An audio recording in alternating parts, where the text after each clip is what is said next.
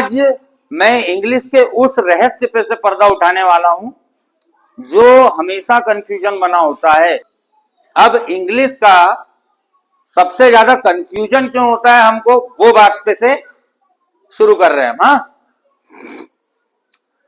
हमको लगता है कि इंग्लिश एक ही प्रकार की होती है, लेकिन सच्चाई ये है कि इंग्लिश दो प्रकार की होती है। कितने प्रकार की? दो प्रकार की। पहली हिंदी वाली इंग्लिश, जब हम किसी से चैटिंग करते हैं तो हमारी आम भाषा में हम जो मैसेज टाइप करते हैं ना, वो हिंदी वाली इंग्लिश होती है। कौन सी इंग्लिश होती है?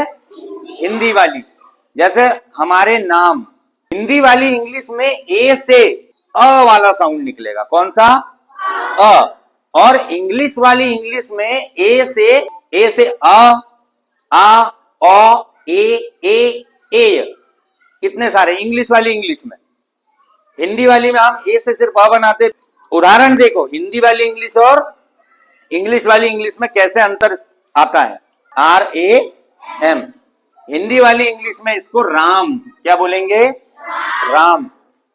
ARE, राम।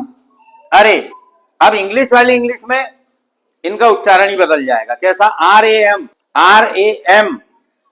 इसको इंग्लिश वाली इंग्लिश में हम पढ़ते हैं रैम।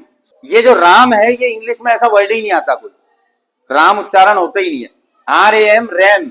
ये वाला वर्ड तुम पहली बार कभी पढ़ोगे तो जब कंप्यूटर सीखोगे तब आएगा ये रैम, ये वाला वर्ड, रैंडम एक्सेस मेमोरी। ठीक है, तो ये इंग्लिश वाली इंग्लिश में इसको रैम पढ़ रहे हैं और हिंदी वाली इंग्लिश में इसको राम। यहां पर ARE को हम अरे पढ़ रहे हैं, और यहां पर इंग्लिश वाली इंग्लिश जब पढ़ते हैं तो ARE को हम बोलते हैं आर। ये तो बहुत कंफ्यूजन है? तो मेरी बात याद रखो बेटा, जैसे जैसे उम्र बढ़ेगी हमारी समझ विकसित होगी, ये सारी चीजों में हम डिफरेंस करना खुद ही सीख लेंगे। इतना कोई रॉकेट साइंस नहीं है। धीरे धीरे अपने आप सारी चीजों की समझ हमको हो जाएगी कि कहां पर कौन सा लेटर साइलेंट होगा, कहां पर किसको पढ़ना है, कहां पर किसको नहीं पढ़ना है, कहां पर किसको। जब तुम हिंदी में पढ़ोगे तो इसको राम पढ़ोगे, और ऑटोमेटिक जैसे जैसे उम्र बढ़ेगी इसको रैम, कहां पढ़ना है वो तुमको समझ में आ जाएगा। टाइपिंग करते टाइम अरे के लिए ARE टाइप करोगे, लेकिन पढ़ते टाइम इसको आर पढ़ोगे। ठीक है, तो दो मुख्य अंतर।